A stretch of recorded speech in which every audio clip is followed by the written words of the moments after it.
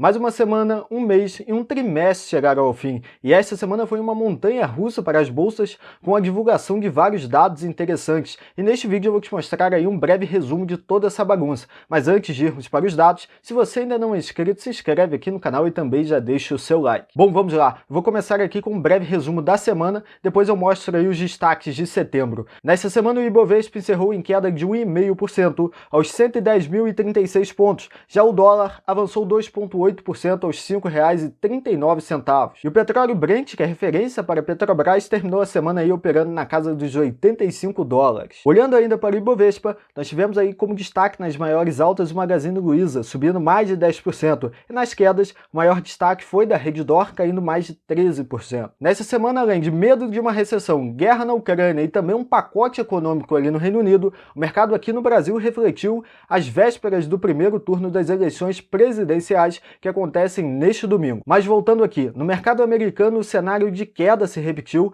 com o S&P caindo aí quase 3%, Nasdaq indo aí no mesmo caminho, na Europa as bolsas também encerraram em queda e por fim na Ásia a mesma coisa, quedas, inclusive quedas mais severas do que nos outros mercados aí. Na nossa tabela de criptomoedas, aqui a maior parte caiu também, o Bitcoin que ficou estável ali, se mantendo acima dos $19 mil.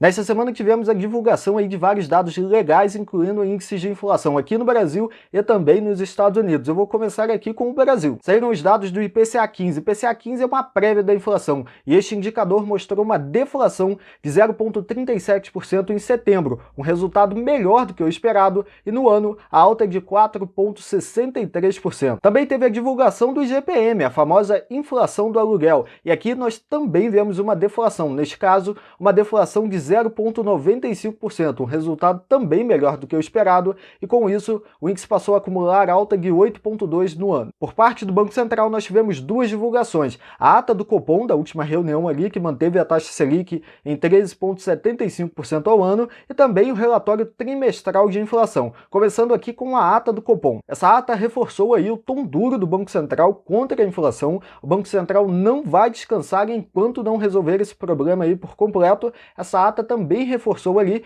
de que o Banco Central não deve subir juros por enquanto, ao menos que aconteça algo ali muito fora da curva. Já partindo para o RTI, o relatório trimestral de inflação, o Banco Central revisou algumas projeções como expansão de crédito e PIB. A parte de PIB para 2022, o Banco Central subiu de 1,7% para 2,7%. Essa projeção aí ficou bem alinhada com as outras projeções do mercado, olha essa lista aí, e o relatório também mexeu ali nas projeções de transações correntes. Ainda aqui no Brasil, nós tivemos a divulgação do CAGED, que mostrou a criação de 278 mil vagas em agosto, e com este resultado, o saldo do ano ficou em 1,8 milhão de vagas criadas. A taxa de desemprego também caiu aí no menor patamar desde 2015, ficando em 8,9%. Nas contas do setor público, o resultado foi um déficit de 30 bilhões de reais. Esse resultado aí foi impactado por alguns ajustes contábeis. A dívida líquida ficou em 5,4 trilhões de reais, isso dá cerca de 58% do PIB. Já a dívida bruta ficou em 7,2 trilhões de reais, cerca de 77,5% do PIB, uma queda de 0,7 pontos percentuais. Saindo aqui do Brasil e indo para os Estados Unidos,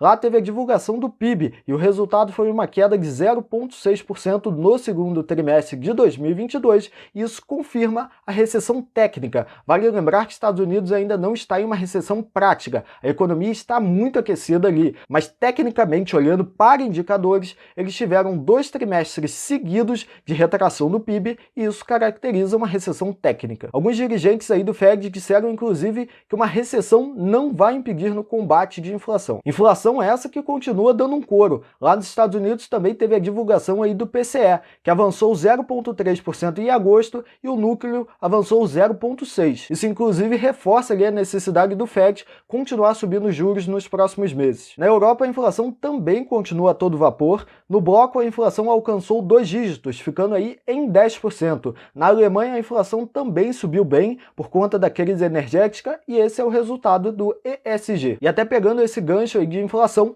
nesta semana mais alguns países subiram a taxa de juros para tentar conter a alta nos preços. Começando aqui com o México, que subiu a taxa de juros em 75 bips, levando a 9,25% ao ano. Este é um patamar recorde para o país e também não descartaram novos ajustes. Na Colômbia, o Banco Central subiu 1 ponto percentual, alcançando 10% ao ano. Já na Índia, a alta foi menor. Lá o Banco Central subiu meio ponto percentual, alcançando 5,9% ao ano. Bom, sexta-feira, além de fim de semana, também foi fim de mês, e eu separei aqui alguns destaques de setembro. Setembro foi o mês que nós vimos mais uma vez o Brasil se descolando do exterior. Enquanto o mundo caía, o Brasil subia. O Ibovespa encerrou o mês aí com uma leve alta de 0,47%. Por outro lado, no mercado americano, as bolsas desabaram mais de 9%. Também vemos o dólar encerrando setembro com alta de 4,48% e o petróleo desabando 11%. Estamos encerrando aí também o segundo trimestre seguido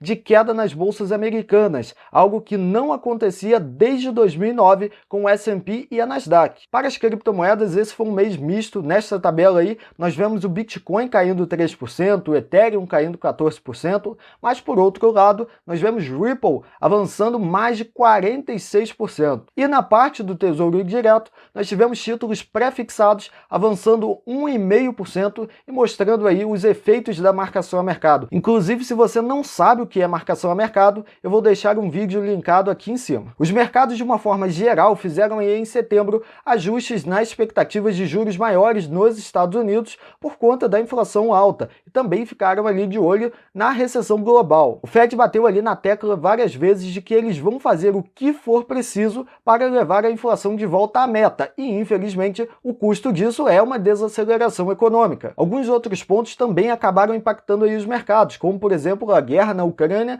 e também um pacote econômico ali no Reino Unido. O mercado não engoliu muito bem. Esse pacote, inclusive, que foi responsável por uma queda bem grande ali na Libra, que chegou a atingir o menor patamar da história frente ao dólar. E até se formos para o outro lado do mundo, no Japão, lá o Banco Central também fez ali uma intervenção recorde no iene, uma intervenção de 20 bilhões de dólares para segurar ali a desvalorização. Este mês foi bem caótico aí para todos os mercados. Bom, e esse foi o vídeo de hoje, um breve resumo aí. Caso você tenha ficado com alguma dúvida ou tenha alguma sugestão, deixe aqui nos comentários. Um abraço e até a próxima!